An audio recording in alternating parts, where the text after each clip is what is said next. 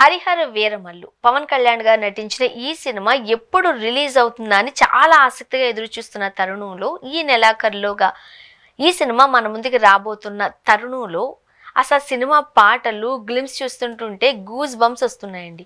And ఇంతకుముందు release చేసిన హరిహర వీరమల్లు సినిమాలో ఆ అసుర హననం సాంగ్ వింటేనే అబ్బా ఎవరు రాశారు, అసలు రాసిన వాళ్ళు ఎవరై ఉంటారని అనుకున్నప్పుడు ఎవరో తలపండిన పెద్దలు వాళ్ళు ఎవరైనా రాశారేమో అని నేను అనుకున్నా.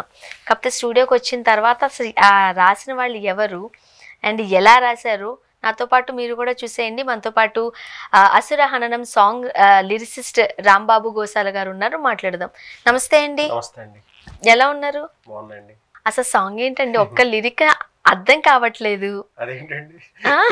ఓకే, ఆ మ్యూజిక్ లో ఎవరో తల పండిన వాళ్ళు చాలా పెద్దవాళ్ళు రాశారేమో అనుకున్నాను నేను. అందుకే ఇంట్రోలో కూడా ఎవరు రాశారని ఒక ఆలోచన ఉంది కాబట్టి నాతో పాటు వాళ్ళని కూడా చూడమని చెప్పాను. ఒకసారి ఆ ఎక్స్పీరియన్స్ చెప్పండి, ఎలా రాశారు ఆ సాంగ్? అంటే నాకు విజువల్ చూపించారండి ఎడిటింగ్ రూమ్ లో. ఓకే, యాక్షన్ ఎపిసోడ్స్ అవన్నీ ఉన్నాయి ఆ విజువల్స్ లో. అలాగే ఆ విజువల్లో పవన్ కళ్యాణ్ గారు హీరో కాబట్టి ఆయన పవర్ ప్యాక్డ్ పెర్ఫార్మెన్స్ అవన్నీ చూసి నేను ఆ విజువల్ ని ఇన్స్పైర్ అయ్యి రాశానండి. ఓకే, ఈ సాంగ్ కి ఇన్స్పిరేషన్ పవన్ కళ్యాణ్ గారే? ఎస్, అంతే కదా. ఓకే, ఎందుకంటే నాకు సిచ్యువేషన్, నాకు జ్యోతికృష్ణ గారు డైరెక్టర్ గారు ఏం చెప్పారంటే హరిహర వీరమల్లు ధర్మం కోసం యుద్ధం క్యాప్షన్. అయితే పవన్ కళ్యాణ్ గారు దాంట్లో ధర్మం కోసం పోరాడే ఒక వీరా క్యారెక్టర్. ఓకే, ఒక యోధుడు లాగా అనుకోవాలి మనం. ఆ ఫుల్ యాక్షన్ ఎపిసోడ్ లో మాస్ ఎలివేషన్ అదంతా ఉండేటట్టు ఉండాలి, కానీ రెగ్యులర్ గా ఉండకూడదు. బాహుబలి, ట్రిపుల్ ఆర్ కొంచెం అలా ఉంటుంది కదా, కీరవాణి గారి మ్యూజిక్ కొంచెం ఆ రేంజ్ లో ఉండాలి. మీరు లిరిక్స్ కూడా నార్మల్ లిరిక్స్ కాకుండా కొంచెం బాగా ఎలివేట్ అయ్యేటట్టు రాయమన్నారు. అది సినిమా వచ్చి 17th century బ్యాక్ డ్రాప్. ఇప్పటిది కూడా కాదు, మొఘల్ సామ్రాజ్యం, ఔరంగజేబు ఆ టైంలో బ్యాక్ డ్రాప్ అనమాట. ఓకే, ఇంకా నేను ఇవన్నీ అంటే ఒక పక్క పవన్ కళ్యాణ్ గారు, ఒక పక్క కీరవాణి గారు, ఒక పక్క pan India cinema 17th century, ఇవన్నీ నేను మైండ్ లో పెట్టుకుని కత్తి మీద సామి ఛాలెంజ్ గా తీసుకుని చేశాను. రాంబాబు గారు, నేను ఇంతకు ముందు చెప్పిన పాయింటే మళ్ళీ రేస్ చేస్తాను. ఇలాంటి పాటలు రాయడానికి అండ్ 17th centuryకి వెళ్ళడానికి, అప్పటి రాజ్యాల గురించి, రాజ్య పరిపాలన గురించి, మొఘలుల గురించి తెలియాలి అని అంటే చాలా ఎక్స్పీరియన్స్ కావాలి. ఎంత చదువుకున్నా ఎంతో కొంత మిగిలే ఉంటుంది మన చరిత్ర. ఓకే, మీరేమో ఏజ్ చాలా చిన్నగా కనిపిస్తున్నారు. నాకు ఫస్ట్ నుంచి అదే డౌట్ వస్తుంది మీ దగ్గర నుంచి. అంటే నేను నిజంగా ఎవరో చాలా పెద్దవాళ్ళు అయి ఉంటారు, ఇది రాసింది చాలా చిన్న ఏజ్. సో మరి ఆ సెంచరీ టైంలోకి వెళ్ళి అది రాయాలి పవన్ కళ్యాణ్ గారు, కీరవాణి గారు, ఇదంతా ఒక చాలా మంచి ప్రెషర్ ఉంటుంది ఇండైరెక్ట్ గా.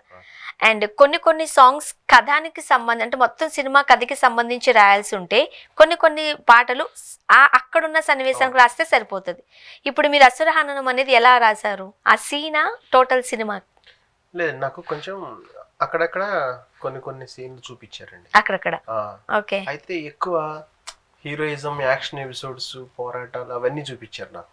ఎందుకంటే నేను ఇప్పుడు రాయాల్సింది ఒక పోరాట నేపథ్యంలో వస్తున్న బ్యాక్గ్రౌండ్ సాంగ్. ఓకే, అది ఆ హీరో ఆ ధర్మం కోసం ఆ బ్యాటిల్లో ఎలా చేస్తున్నాడు ఏంటనేది ఆయన్ని మనం ఇంకొక రేంజ్ లో మనం లిరిక్స్ లో ప్రజెంట్ చేయాలి, అంతే. అది చెప్పింది. అయితే నేను ఏం చేశానంటే ఇప్పుడు మనం ఒక సినిమాకి introduction, interval, pre climax, climax ఎలా డైరెక్టర్లో ప్లాన్ చేస్తారో నేను కూడా నా పాటలో ఒక స్లోగా ఒక ఇంట్రడక్షన్, హీరోని ఒక భగవంతుడిలాగా ఎలా అంటే వజ్రదేహాయ రౌద్రరాధేయ భభ్రురూపాయ ఉగ్రవ్యాఘ్రాయ క్షిప్రదగ్ధాయ అలా స్టార్ట్ చేశాను. సాకి. ఓకే, అది ఏంటంటే ఒక భగవంతుడే మన కోసం వస్తున్నాడు అనే ఫీలింగ్ కావాలి.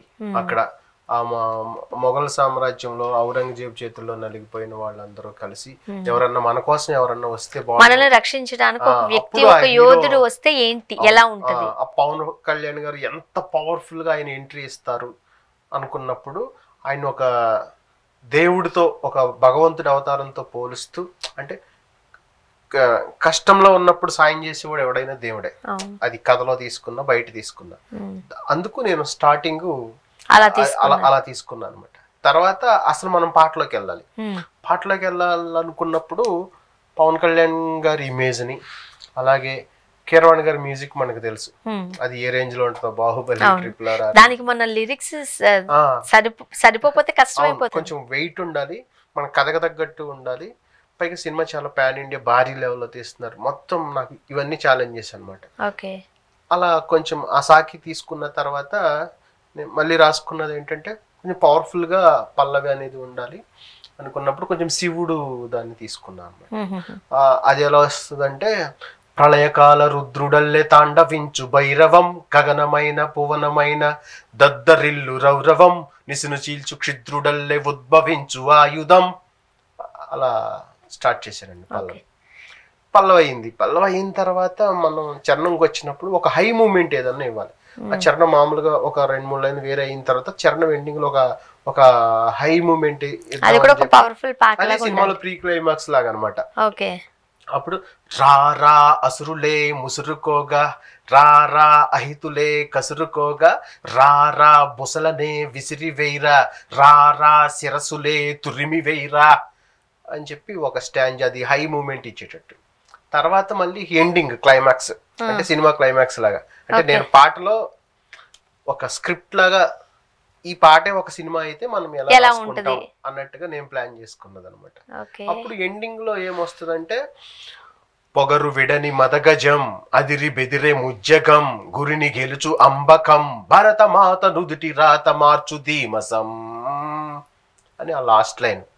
అంటే అది పవన్ కళ్యాణ్ గారు సినిమాలో ఉన్న క్యారెక్టర్ కి బయట ఉన్న క్యారెక్టర్ కి రెండింటిని బ్యాలెన్స్ చేస్తూ భరతమాత నుదుటి రాత మార్చు ధీమసం అని ఆ లాస్ట్ ఎండింగ్ లైన్ రాశారండి. అలా ఈ పాట ఫస్ట్ నుంచి లాస్ట్ వరకు నేను చేసిన హోంవర్క్ అన్నమాట.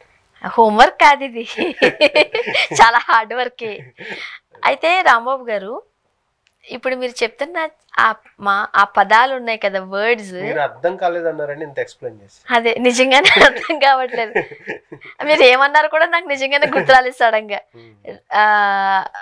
చాలా ఏంటి ఈ జనరేషన్ వాళ్ళకి దాని అర్థాలు నిజంగానే తెలియవు. అంటే ఇప్పుడు ఈ తెలుస్తాయండి, తెలుసుకుంటారు. ఇప్పుడు ఈ పాట విన్న తర్వాత అమరకం అంటే ఏంటి కదా, ఇంతకు ముందు మీరు ఒక మాట ఏదో మాట్లాడారు, రౌరవం, నరకం లాంటిది. సో ఇవన్నీ ఈ పాట విన్న తర్వాత మనం మీనింగ్స్ చూసుకోవచ్చు, తెలుసుకోవచ్చు. భరతమాత నుదుటి రాత మార్చు ధీమసం అన్నాం. ధీమసం అంటే నైపుణ్యం, చతురత, ధీరత్వం. ఓకే, సో ఇవన్నీ ఉన్నాయి కదా, ఇవన్నీ ఈ జనరేషన్ వాళ్ళకి కాస్త అర్థం చేసుకోవడానికి లైన్లు ఉంటాయండి. మందనైన మందినైన కుమ్ముకెళ్ళు మహోక్షం. మహోక్షం అంటే ఆంబూత్ అంటాం కదా, ఎద్దు. మందనైన మందినైన కుమ్ముకెళ్ళు మహోక్షం అంటే ఆక్స్ అంటారు. ఓకే, ఈ పదాలు మీరు ఎక్కడ నేర్చుకున్నారు? నేర్చుకుంటా ఉందండి, మనకు ఆ ఫ్లోలో వస్తే పాట రాసేటప్పుడు. అలా కాదు కదా, బుక్స్ చదువుతాం కదండి, ఎక్కువ బుక్స్ చదువుతూ ఉంటారు. ఓకే, అంటే ఎవరి బుక్స్ ఎక్కువగా చదువుతూ ఉంటారు?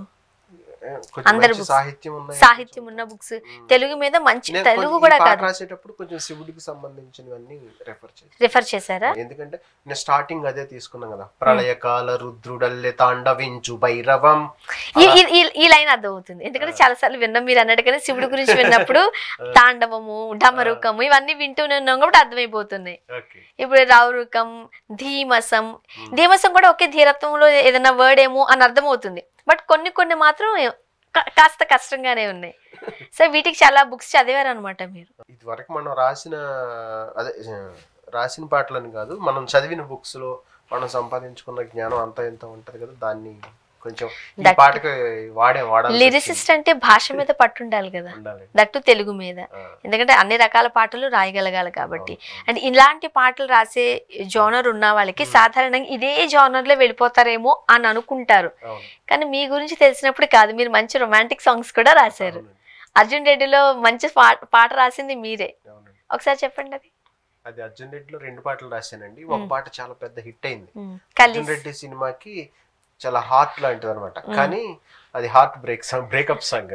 అది తెలిసేనే నా నువ్వే నా నువ్వు కాదని తెలిసనే నేనే నేను కానని అలా స్టార్ట్. అప్పట్లో నీ నాలుగు సంబంధించి నా నువ్వే నేనే ఆ, అది అంటే సరిగ్గా పలకపోతే నా నువ్వునే నీ నూనె అయిపోతుందండి. నిజమే కరెక్టే అది. అది చాలా పెద్ద హిట్ అయిందండి ఆ సినిమాలో. ఉమ్. నాకు ఏపీ గవర్నమెంట్ నుంచి ఆ సంవత్సరానికి ఉగాది పురస్కారం అవార్డు వచ్చింది, first government award. Super. So అసలు యాక్చువల్గా మీరు ఒకే జానర్ కి పరిమితమైన వ్యక్తిలాగా అనిపించట్లేదు. ఎందుకంటే మీ సాంగ్స్ లిస్ట్ తీస్తుంటుంటే ఉయ్యాల జంపాల దగ్గర నుంచి డిఫరెంట్ డిఫరెంట్ స్టైల్స్ లో మీరు రాసేసారు. ఏమనిపిస్తూ ఉంటది సాధారణంగా మనం కొన్ని పాటలు చూసినప్పుడు ఇది వీళ్ళే రాశారని గెస్ చేసేస్తాం. అండ్ ఒక మ్యూజిక్ మనం వింటున్నప్పుడు ఇది కీరవాణి గారే, ఇది ఇళయరాజా గారే అని మనం గెస్ చేసేస్తాం. బట్ మీ దగ్గర కాస్త టఫ్ గానే ఉంది మాకు. అంటే మొదట్లో ఫస్ట్ లో కొంచెం లవ్ సాంగ్స్ ఎక్కువ రాసేయండి. ఫస్ట్ స్టార్టింగ్ లో ఓకే. ఉయ్యాల జంపాల, మజ్ను, అర్జున్ రెడ్డి, మజిలీ, ఓకే, ఇవన్నీ love songs. Love songs with family back drop లో ఉండే పాటలు ఇవన్నీ. కౌశల్య కృష్ణమూర్తిలో రాకాసి గడ్స్ పిల్ల అనే పాట. సూపర్ సాంగ్స్ అవన్నీ. చాలా మందికి మీరు రాంబాబు గారు అంటే తెలుసు కానీ అది మీరని చాలా మందికి తెలియదు. అలాగే వరుడు కావాలలో కోల కళ్ళే అని ఒక పాట, రూల్స్ రంజన్లో సమ్మోహనుడా, అలాగే మొన్న ఉపేంద్ర గారిది ట్రోల్ సాంగ్ అని అదొక వెరైటీ సాంగ్. ట్రోల్ అవుతుంది అని మొత్తం మన సోషల్ మీడియాలో ఉన్న మీమ్స్ బాగా ట్రెండ్ అయినవి అన్ని కలిపి ఒక పాట చేసాం అనమాట. అలా రకరకాలు. ఇంకా కాంతారా అంటారా, కాంతారాకి అన్ని పాటలు నేనే రాశాను. అది చాలా పెద్ద, అది సెపరేట్ గా మాట్లాడుకోవాలి ఆ జానర్. నేను అందుకే ఇప్పుడు మిమ్మల్ని టచ్ చేయలేదు. యాక్చువల్ గా ఇది కాస్త టఫ్ ఏమో అని నాకు అనిపిస్తుందండి. ఇప్పుడు ఒక్కొక్క జానర్ లోను ఒక్కొక్క స్టైలింగ్ లో తీసుకున్నారు మీరు. అంటే నాకు ఒక పాట నా దగ్గరికి ట్యూన్ వచ్చి వాళ్ళ సిచ్యువేషన్ నాకు ఎక్స్ప్లెయిన్ చేసి చెప్పి మాకు ఇలా పాట కావాలనుకున్నప్పుడు దాని మీద నేను కొంచెం అంటే నేను దీన్ని బెస్ట్ ఎలా ఇవ్వగలుగుతానని ఆలోచించి కొంచెం వర్క్ చేసుకుని అప్పుడు స్టార్ట్ చేస్తాను. ఓ ట్రాజడీ కంటే ట్రాజడీకి రాయగలరు, రొమాన్స్ కి రాయగలరు, రాకాసి దాంట్లో చూస్తే ఒక మంచి పాప గెంతులేసే వాళ్ళకి కూడా మీరు రాయగలరు. ఇన్ని పాటలు ఇలా రాయగలడానికి ఇన్స్పిరేషన్ ఏంటి మీకు? నాకు సినిమా పాటలు అంటే పిచ్చండి, పాట అంటే ఇష్టం. ఆ పిచ్చితోనే నేను కొంచెం అంటే పాడుతూ పాడుతూ మీ అంతటి ఇదివరకు అంటే చిన్నప్పుడు నేను చదువుకునేటప్పుడు బస్ స్టాండ్ లో పాటల పుస్తకాలు దొరికాయి చిన్నవి, అవి నా నోట్స్ లో పెట్టుకుని అవి రిఫర్ చేస్తా ఉండేవాడిని. అలా స్లో పాడేవారా పాట? నాకు తెలుసా పాట ఎలా రాశారో చూసుంటారు మీరు. అదే కదా, మనకి ట్యూన్ లేకపోయినా చదువుతాం. ట్యూన్ తెలిసిన పాటలు అనుకోండి పాడుకుంటాం. ఇప్పుడు చిన్నప్పుడు నేను మేజర్ చంద్రకాంత్ లో పాట ఎప్పుడు పాడుకుంటా ఉండేవాడిని, పుణ్యభూమి నా దేశం నమో నమామి. అది నాకు స్కూల్లో పాడితే చిన్న జామెట్రీ బాక్స్ గిఫ్ట్ గా వచ్చింది. ఓ సూపర్. అదే మ్యూజిక్ డైరెక్టర్ కి ఇప్పుడు పాట రాసా, కీరవాణి సార్. అది చాలా హ్యాపీ. ఈ జర్నీ ఎట్లా చెప్తారు? అంత సులువైతే కాదు ఇది. కాదండి. ఓకే. అండ్ నాకు తెలిసి అంటే మీ గురించి విన్నప్పుడు, మీ గురించి తెలుసుకున్నప్పుడు మీకు ఫ్యామిలీ బ్యాక్గ్రౌండ్ అయితే ఇండస్ట్రీలో ఎవరూ లేరు, మీరు ఒంటరిగానే వచ్చారు. అసలు ఏంటి ఈ జర్నీ కోసం ఏం చెప్తారు? ఎక్కడ పుట్టారు? అక్కడి నుంచి అంటే జామెట్రీ బాక్స్ దగ్గర నుంచి కీరవాణి గారితో డైరెక్ట్ గా మీరు పాడేంత వరకు ఎలాగా ఆ జర్నీ? అంటే చాలా పెద్ద జర్నీ అండి అది. ఎందుకంటే మాది ఏలూరుకి నూజివీడికి మధ్యలో ఒక చిన్న పల్లెటూరు అండి, వేల్పుచర్ల అని. వేల్పుచర్ల, ఓకే. చిన్న వ్యవసాయ కుటుంబం మాది. నేను 7th వరకు మా ఊర్లో చదివాను. తర్వాత మా ఊరికి ఒక 4 kilometers దూరంలో కొప్పాక అని ఉంటుంది, అక్కడ హై స్కూల్ 10th వరకు. మీ స్కూల్ హై స్కూల్, సారీ మీ ఊర్లో హై స్కూల్ లేదు? 7th వరకే ఉంటుంది. ఓకే. తర్వాత మా ఊరికి 4 kilometers లో హై స్కూల్ ఉంది, అక్కడ 10th వరకు చదివాను. తర్వాత మాకు 12 kilometers అండి ఏలూరు, మా విలేజ్కి. మా అమ్మమ్మ వాళ్ళది ఏలూరు, మా ఊరేమో 12 kilometers. ఇంటర్మీడియట్ ఏలూరు. అమ్మమ్మ గారి దగ్గర ఉండి చదువుకున్నారా? లేదు, డైలీ సర్వీస్. రోజు సరే అమ్మమ్మ దగ్గరికి వెళ్ళటం అంతే సెలవులు ఉన్నప్పుడు. తర్వాత ఇంజనీరింగ్ అక్కడే ఏలూరు సిఆర్రెడ్డి కాలేజ్. ఓకే. ఇంకా బీటెక్ అయిన తర్వాత నేను ఆ బీటెక్ చదువుతున్న టైంలోనే ఎప్పుడు బీటెక్ అయిపోద్దా సినిమా ఇండస్ట్రీకి వెళ్ళిపోవాలనుకునేవాడిని. అలాగే ఒక 10 love songs, 10 item songs, 10 mass songs అలా రాసుకుని అప్పుడే పెట్టుకున్నారు. వచ్చాను. 10 mass songs, love songs, tragedy songs అవన్నీ రాసుకుని వచ్చారు. ఒక 100 పాటలు రాసుకుని వచ్చాను. 100 పాటలు రాసుకుని ఇండస్ట్రీలోకి వచ్చారు. అవును, ఎవ్వరూ తెలియదు. ఎవరు తెలియదు. ఆ పాటలు పట్టుకుని ఇక్కడ అంటే అప్పుడు ఇంజనీరింగ్ వచ్చిన తర్వాత టెస్టింగ్ టూల్స్ ఒరాకిల్ ఆ కోర్సులు మైత్రి వన్ అక్కడ నేర్చుకోవటం. ఆ క్లాస్ అవగానే సారథి స్టూడియో దగ్గర ఆటో ఎక్కి ఫిల్మ్ నగర్కి వచ్చి ట్రయల్స్ వేయటం అలా. ఓకే. అప్పటి నుంచి అయితే ఆ ఇంజనీరింగ్ అయ్యి వచ్చిన కొత్తలో వియ్యాల వారికి అయ్యాలని ఒక సినిమా జరుగుతుంది. అప్పుడు అది ఈవివి గారి కజిన్ ఈ సత్యబాబు గారు డైరెక్టర్. అయితే మాగంటి బాబు గారు అని ఏలూరుకి ఎంపీగా చేశారు. వాళ్ళ అబ్బాయి నేను ఇంజనీరింగ్ క్లాస్మేట్స్. మాగంటి రామ్జీ నేను ఇద్దరం బాగా క్లోజ్ గా ఉండేవారు.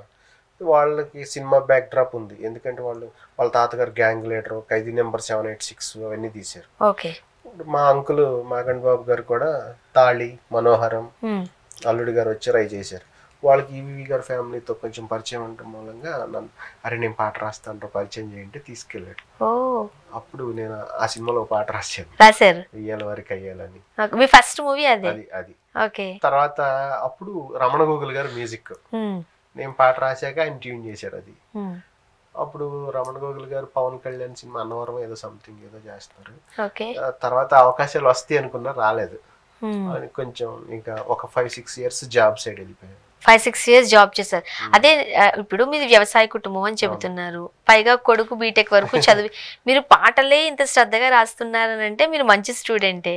పర్వాలేదు, బాగా చదువుకుని. సో పేరెంట్స్ కి ఎట్లా ఉంటుంది అంటే ఇది బీటెక్ చదువు, అప్పట్లో మళ్ళీ ఇంజనీరింగ్ అని అంటే ఏదో కొంచెం మంచి వైట్ కాలర్ జాబ్ చేస్తే అమ్మయ్య మా కష్టాలు కాస్త గట్టెక్తే అనుకుంటారు.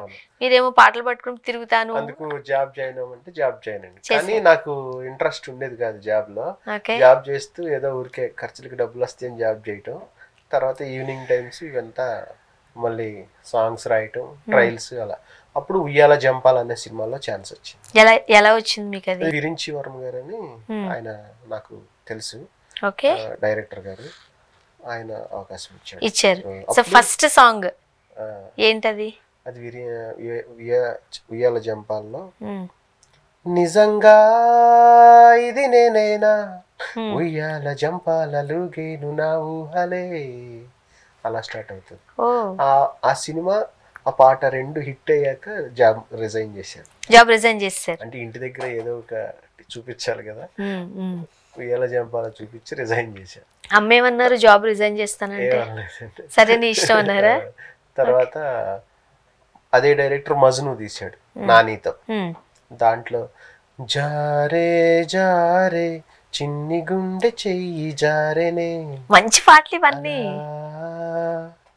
ఆ పాట రాశాడు, అది మంచి హిట్ అయింది ఆ పాట. దాని తర్వాత అప్పట్లో ఒకడు ఉండేవాడు అని ఒక సినిమా, నారా రోహిత్, శ్రీ విష్ణు.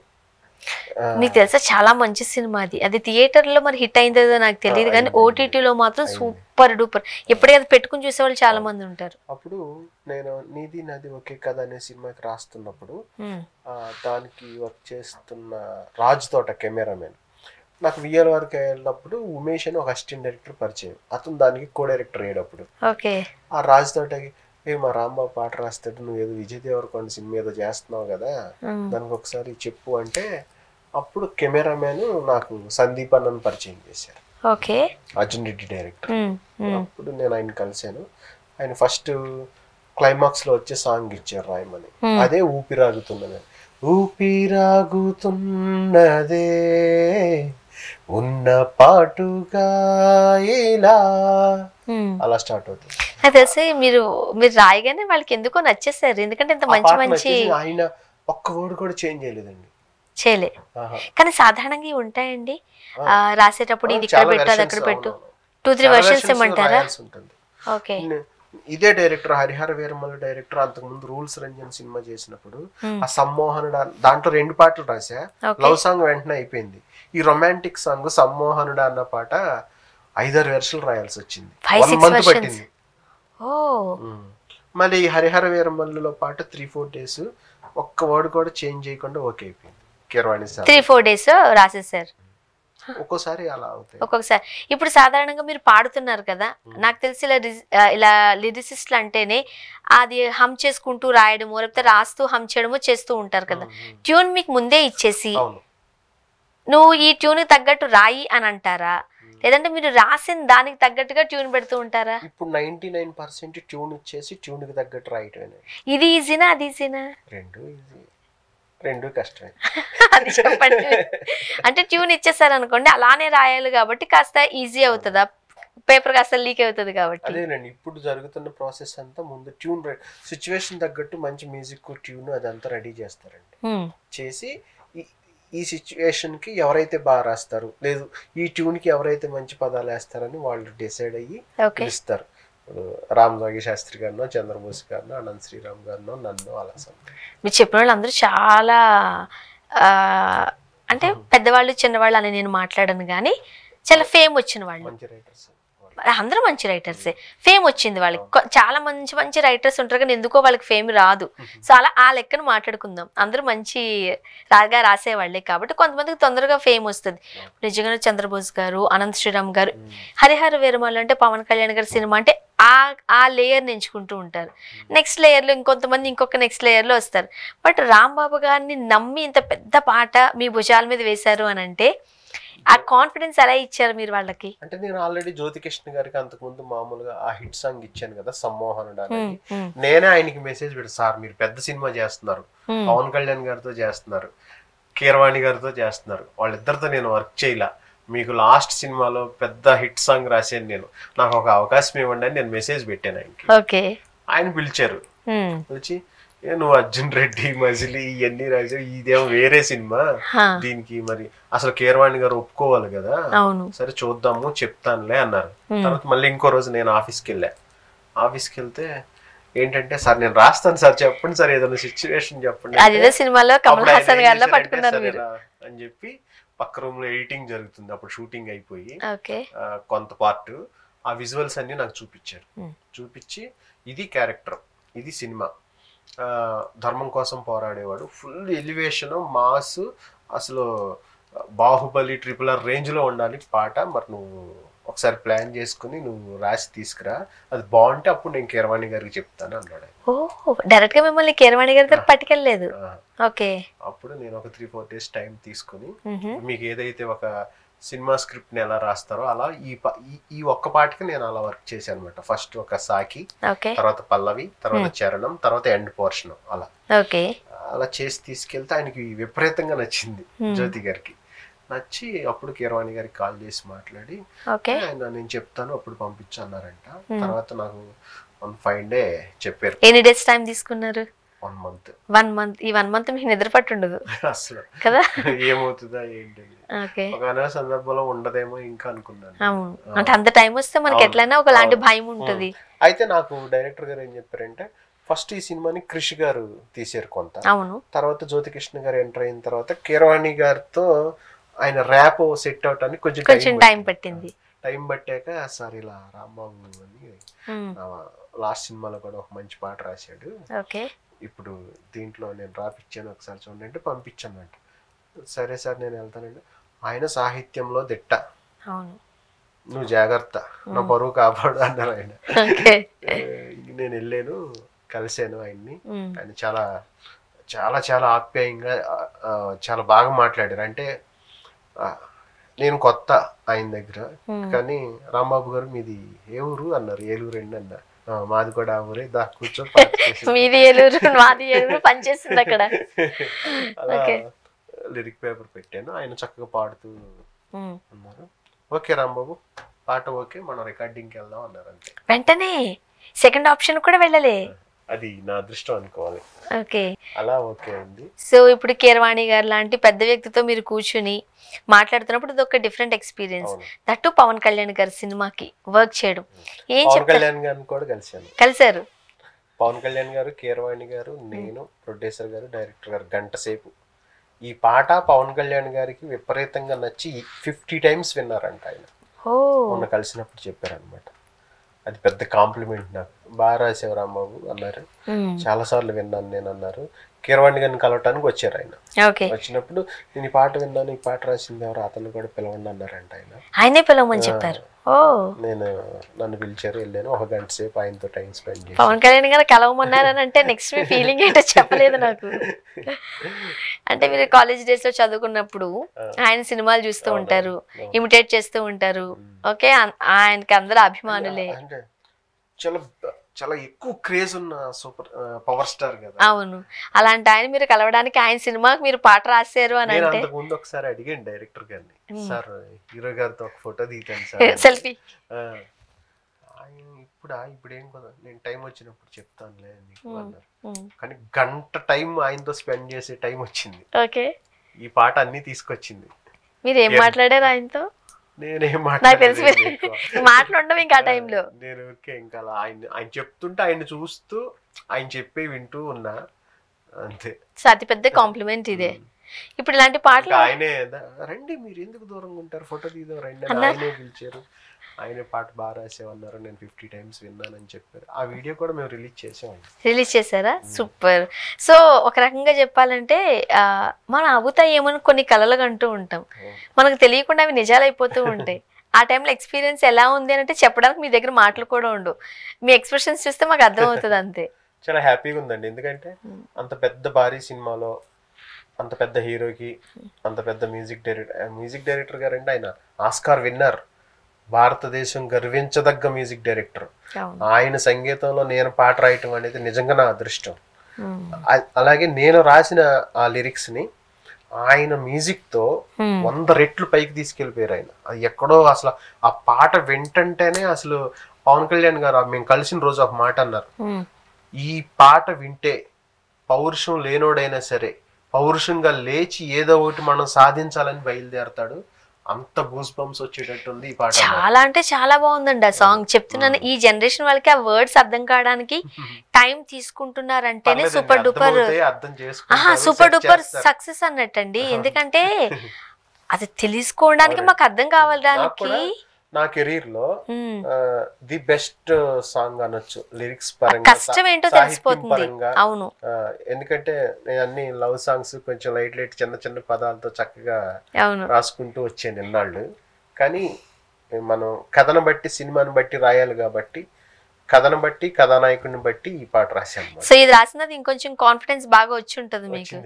వచ్చింది, ఎందుకంటే నాకు చాలా మంది మెసేజెస్ పెట్టారు, మీడియా వాళ్ళు కానీ డైరెక్టర్స్ కానీ రైటర్స్ కానీ, వాళ్ళందరూ రాంబాబు అసలు నీ నుంచి మేము ఇది ఎక్స్పెక్ట్ చేయలేదు, అసలు ఇది రెండో సైడ్ లా ఉంది నీకు, నిజమే కదా, ఎప్పుడు మంచిగా చిన్న చిన్న పదాలతో ఏదో లవ్ సాంగ్స్ రాసేవాడివి, అసలు ఇలాంటి పదాలతో అని. చూసారా, మనం పదాల గురించి చాలా గట్టిగా మాట్లాడుతున్నాం. నాకు బెస్ట్ కాంప్లిమెంట్ ఏంటంటే అండి, చంద్రబోస్ సార్ నాకు ఒక వాయిస్ మెసేజ్ పెట్టారండి. ఓకే, రాంబాబు నేను పాట విన్నాను, చాలా బాగుంది, నేపథ్య గీతం కదా, నాకు మళ్ళీ రెండోసారి విన్నాను, అప్పుడు పదాలన్నీ నాకు బాగా అర్థమయ్యాయి.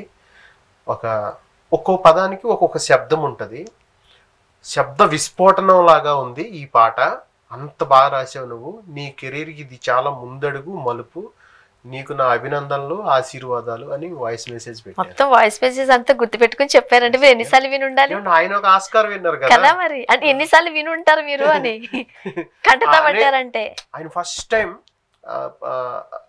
వాయిస్ మెసేజ్ నేను ఇలా ఫోన్ లో వాట్సాప్ లో అది వెళ్తుంది వింటున్నాను, నా కళ్ళు చెమర్చేయండి. ఎందుకంటే అంత పెద్ద ఆస్కార్ విన్నరు, నేను రాసిన లిరిక్స్ అసలు ఇంత పదాలతో శబ్ద విస్ఫోటనం చేయటం అనేది అరుదు రాంబాబు, బాగా కుదిరింది, బాగా రాసేవన్నారు, అది నాకు చాలా హ్యాపీ. యాక్చువల్గా ఇండస్ట్రీలో అప్కమింగ్ ఉన్నప్పుడు రెమ్యూనరేషన్స్ ఎలా ఉంటాయి ఇవన్నీ అడగాలనిపిస్తూ ఉంటుంది.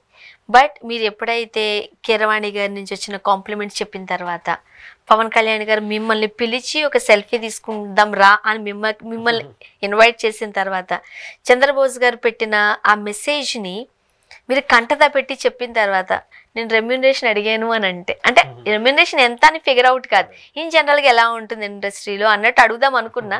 ఇంక ఈ విన్న తర్వాత నేను అడగకూడదు, సినిమాని బట్టి మనం ఎంత మాట్లాడుకోవచ్చు. కానీ ఈ కాంప్లిమెంట్స్ ముందు డబ్బులే ఉంది కదా, నేను అది నాకు నా ఇంటెన్షన్. అది ఈ పాట ఇద్దరు ఆస్కార్ విన్నర్లకి నచ్చింది బాగా. ఒక ఆస్కార్ విన్నర్ మ్యూజిక్ చేశారు దీనికి, ఇంకో ఆస్కార్ విన్నర్ విని చాలా పెద్ద కాంప్లిమెంట్ ఇచ్చారు. అలాగే మన ఇండియాలో చాలా పొలిటికల్ గానైనా సినిమా పరంగానైనా చాలా క్రేజ్ ఉన్న పవర్ స్టార్ పవన్ కళ్యాణ్ గారికి ఈ పాట బాగా నచ్చింది. ఇంకా అంతకు మించి ఏం కావాలి? ఇంకా అదే చెప్తుంది, ఇంకా రెమ్యునరేషన్స్ ఎందుకు మనకి. ప్రొడ్యూస్ చేసింది ఎవరు? ఏఎం రత్నం గారు. ఆయన భారతీయుడు, జీన్స్, ఒకే ఒక్కడు, నరసింహ, ఖుషి, మళ్ళీ ఆయనే పాటలు రాస్తాడు. అవును అవును. అలాంటి ప్రొడక్షన్ హౌస్ పెద్దది, హీరో, మ్యూజిక్ డైరెక్టర్ అంతా అలా కలిసి వచ్చింది ఈ పాటకి. కానీ ఈ పాట రిలీజ్ అయిన తర్వాత ఫ్యాన్స్ లో కూడా చాలా మంది నాకు ట్విట్టర్ లో ఆ లిరిక్స్ లైన్స్ అన్నా అసలు ఏం రాసేవన్నా మా పవన్ కళ్యాణ్ పదాలు ఏంటన్నా అని. కొంతమంది ఏమో అన్న అర్థం కాకపోయినా సరే అది ఏంటంటే ఒకలాంటి ఇది వస్తుందన్న అని కొంతమంది, అలా చాలా మంది అప్రిసియేషన్ ఇచ్చారు. అండ్ ఇంత టఫ్ వర్డ్స్ రాయడానికి, డిఫికల్ట్ గా ఉండడానికి రాయడానికి మనం చాలా మంది రాసే వాళ్ళతో మాట్లాడేటప్పుడు కొంతమంది అప్పట్లో వేటూరి గారికి ఏదన్నా కాబట్టి చెట్టు కింద కూర్చునేవారంట. చెట్టు కింద ఒక మంచి చెట్టు కింద కూర్చుంటే ఫటాఫట రాసేవారంట ఆయన. పూరి జగన్నాథ్ గారు లాంటి వాళ్ళు మనం సి ఏరియాకి వెళ్ళిపోతామని చెబుతూ ఉంటారు. ఇంకొంతమంది ఇంకో చోటకి ఎక్కడో కూర్చుంటా ఉంటారు. ఇలాంటివి రాయాలంటే మీరు ఎక్కడికి వెళ్ళి రాస్తూ ఉంటారు? నేను ఇంట్లో కూర్చునే రాసేయండి. కొంచెం శివుడివి అవి కొంచెం రిఫర్ చేసి కొన్ని పదాలు కొంచెం ఇది చేసి రాశాను. మీ ఇంట్లో మీ డెస్క్ మీద కూర్చొని రాసుకున్నారా? ఏ చెట్టు కిందకి పొట్టు కిందకి పోలేదా? జనరల్ గా ఎక్కడైతే మీకు మంచి మంచి ఆలోచనలు వస్తూ ఉంటాయి? నేను ఇంట్లోనే రాయగలుగుతాను. ఒకవేళ ఎప్పుడైనా స్ట్రక్ అయితే జస్ట్ ఊరికే కిందకి వచ్చి అలా వాక్ చేస్తూ ఎక్కడ లైన్ దాన్ని ఏదైనా క్రాక్ అవుతుంది కదా, అప్పుడు మళ్ళీ పైకి వెళ్ళి రాసుకుంటాం. ఓహో, వాకింగ్ లో మీకు వర్డ్స్ క్రాక్ అవుతూ ఉంటాయి. లేదు బాగా స్ట్రక్ అయిపోయాం అనుకోండి, సినిమాకి వెళ్ళిపోతాం. దానికి సొల్యూషన్ కూడా సినిమానే. సినిమా చూస్తా. ఓకే, దానికి కూడా జోనర్ ఉందా? ఈ సినిమా చూసి వచ్చిన తర్వాత మళ్ళీ స్టార్ట్ చేస్తాం. ఏదైనా సినిమానే. ఇంకా మీకు ఆ వర్డ్ ఏదైనా క్రాక్ అవుతున్నా సరే మీరు సినిమాకి వెళ్ళాల్సిందే. ఎక్కడైనా మనం స్ట్రక్ అయిపోతే సినిమాకి వెళ్తాం, లేదంటే కిందకి వెళ్ళి ఊరికి అలా తిరిగేసి ఆలోచించుకుని వస్తూ ఉంటారు. ఇప్పుడు చాలా కాంపిటీషన్ ఉంది కదండి సినిమా ఇండస్ట్రీలో. ఒక ఛాన్స్ ఉందంటే 100 మంది ఉన్నారు. దాంట్లో మనం కొట్టుకు రావడం, ఈత కొట్టుకుని రావడం ఇంకా చాలా కష్టం. అంత కాంపిటీషన్ మీరు ఎప్పుడైనా ఫీల్ అయ్యారా? మీ ఛాన్స్ వేరే వాళ్ళు పట్టుకెళ్ళిపోవడం, అంటే నువ్వే రాంబాబు అని అనడం, అయ్యో ఐఎమ్ సారీ అనడం, మీకు జరిగాయా? 1-2 సందర్భాల్లో జరిగాయి. అవన్నీ పట్టించుకోలేదు, ఎందుకంటే అది పట్టించుకుంటే మనం అక్కడే ఆగిపోతాం, ఇంకా సినిమా రాయలేం కదా. కానీ ఆ సెకండ్ అయితే కాస్త ఇబ్బంది అనిపిస్తుంది. కానీ అది ఎక్కడైనా ఏ రంగంలోనైనా ఉంటది, కాంపిటీషన్ ఉంటుంది కదా. మనం ఏంటి అనేది మన పాటతో, మన రైటింగ్స్ తో మనం నిరూపించుకోవాలి. మన పాటే మనకి ఇంకో పాటను తీసుకురావాలి. అండ్ ఇప్పుడు చాలా మంది వాళ్ళు రాస్తూ ఉంటారు, వేరే వాళ్ళు పేరు వేసుకుంటూ ఉంటారు అని అంటారు. నిజమా అండి ఇది? అంటే మీరు రాస్తారు, రాంబాబు గారు పాట రాశారు, స్వర్ణ వెళ్ళి ఇది నేనే రాశానని చెప్పి ఏదో అక్కడ జరుగుతుంది, ఒక లాబియింగ్, స్వర్ణ పేరు పడుతూ ఉంటది అని అంటారు. నిజమా అది? నాకైతే జరగలేదు. బట్ విన్నారా? ఇండస్ట్రీలో చూసారా? విన్నారా? అలాంటి ఎక్స్పీరియన్స్ మీ వరకు ఏదైనా వచ్చి ఆగిందా? అదృష్టవంతులు ఫీల్ అయ్యేది. నేను రాసిన అన్ని పాటలకి నా పేరే ఉంటుంది. మీ పేరే ఉండింది. ఓకే. అండ్ ఇండస్ట్రీలో వీడు మనోడే అనేది ఒక చిన్న ఫీలింగ్ ఉంటదంటండి. నిజమా అంటే దాన్ని బట్టి అవకాశాలు కూడా ఉంటాయట. అదేం లేదండి, ఇప్పుడు అందరూ షోల్డర్ మీద ఇలా తడతారంట ఎవరో విన్నవే. ఇప్పుడు మీ బోటల్ని అడగకపోతే మాకు ఎట్లా తెలుస్తుంది? ఇది మనోడే, కమ్ నా పక్కనే కూర్చో అంటారట. అలా ఏముండదండి, ఇప్పుడు రోజులన్నీ మారిపోయాయండి. వర్క్ ఉందా, వర్త్ ఉందా, ఈ రెండే అంతే. మీరు ఎవడైనా పర్లేదు, ఎక్కడి నుంచి వచ్చినా పర్వాలేదు. సో మీకు టాలెంట్ ఉంటే లేదే ఏమండి. ఇప్పుడు నేను ఎక్కడో పల్లెటూరు ఎక్కడో చదువుకుని వచ్చాం. 200 సినిమాకి 600 పాటలు రాశాను నేను ఇప్పటికి.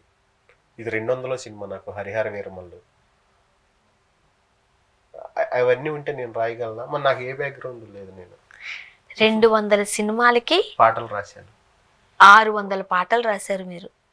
600 పాటల తర్వాత మీకు వచ్చిన బ్రేక్ ఇది పెద్ద సినిమా బ్రేకే కదా. డే రాగానే మీకు హరిహర వీరమల్లులో కావాలంటే హరిహర వీరమల్లు అవకాశం 10 years ఫైట్. ఏమనిపిస్తుంది ఇప్పుడు? చాలా హ్యాపీగా ఉంది. అమ్మ వాళ్ళు ఏమంటారు? అందరూ హ్యాపీ అండి, full happy. Okay. Audio function టీవీలో అట్లా ఇట్లా చూసి వాళ్ళు కూడా చాలా హ్యాపీ. అంటే వాళ్ళకి ఇదివరకు అర్జున్ రెడ్డి, మజిలీ ఇవన్నీ రాసినప్పుడు, కాంతార్ ఇవన్నీ రాసినప్పుడు చూశారు. ఓకే. కాకపోతే ఏంటంటే ఒక పెద్ద సినిమాకి ఒక పెద్ద హీరోకి రాస్తే వచ్చే ఇది ఎంతైనా వేరు కదా. చాలా అంటే రాంబాబు గోసాల అనేవాడు మొన్నటి వరకు ఇండస్ట్రీకి తెలుసు, ఓకే, ఇప్పుడు చాలా మందికి తెలుసు. ఈ హరిహర వీరమల్లు సినిమా చూసిన ప్రతి ఒక్కరికి మీరు తెలుస్తారు, ఎందుకంటే ఆ సాంగ్ అలా ఉంది. మేము చూసి అబ్బాయి ఎవరు, నేనే చెప్తున్నాను అది చూసి ఎవరో పెద్దోళ్ళు రాస్తుంటారు ఈ పాట అనుకున్నాను నేను. అంటే ఈ పాట ఈ లిరిసిస్ట్ వస్తున్నారు అంటే చాలా పెద్ద ఆయన వస్తున్నారు అనుకు చూస్తే మీరు నేనేమనుకున్నా ఆయనతో పాటు మీరు వచ్చారేమో అనుకుంటున్నా నేను. అంతే కదండి, ఆ వర్డ్స్ చూస్తుంటుంటే ఈ జనరేషన్ పిల్లలకి కాస్త టైం తీసుకుంటారు అర్థం చేసుకోవడానికి కదా. ఏమంటే మొన్నటి వరకు ఈ జనరేషన్ వాళ్ళకే రాశాను 199 సినిమాలు వాళ్ళకే, ఈ ఒక్క పాట అందరికి. ఇది జనరేషన్ కాదు కానీ తెలుసుకోవాలి, అదొకటి సినిమాని బట్టి, సినిమా కథను బట్టి రాయాల్సి. ఇప్పుడు ఈ పాట విన్న తర్వాత గూస్ బంప్స్ అందరికి వచ్చిన తర్వాత దాని లిరిక్స్ గురించి అందరూ చూస్తారండి, అది మంచి పరిణామం కదా, ఖచ్చితంగా చూడాలి కూడా. అంటే ఈ పాట ఇంత హిట్ అవటానికి కారణం కీరవాణి గారి మ్యూజిక్, అలాగే పవన్ కళ్యాణ్ గారి క్రేజ్, ఈ రెండు కలిపి జనాల్లోకి వెళ్ళింది పాట. అలాగే పాడినోళ్ళు, నా లిరిక్స్ ఇవన్నీ యాడ్ అయ్యి కొంచెం చాలా మంచి పాటగా ఇప్పుడు బూస్టప్ అయింది అంటారు. సినిమా కష్టాలు ఏమైనా చూసారా మీరు ఇనిషియల్ డేస్ లో? ఇనిషియల్ డేస్ లో ఉంటాయి కదా, ఉన్నాయా? ఒకటే బన్ను తినడం, మనం ఏమైనా సడన్ రాగానే రెడ్ కార్పెట్ వేస్తారా? కాదు కదా. Okay, thank you so much అండి. ఇంకా మంచి మంచి సినిమాలకి, పెద్ద పెద్ద సినిమాలకి అండ్ మీ డ్రీమ్ ప్రాజెక్ట్స్ కూడా మీరు వర్క్ చేయాలని మనస్ఫూర్తిగా కోరుకుంటున్నాం. ఆల్ ది బెస్ట్ అండి. Thank you so much.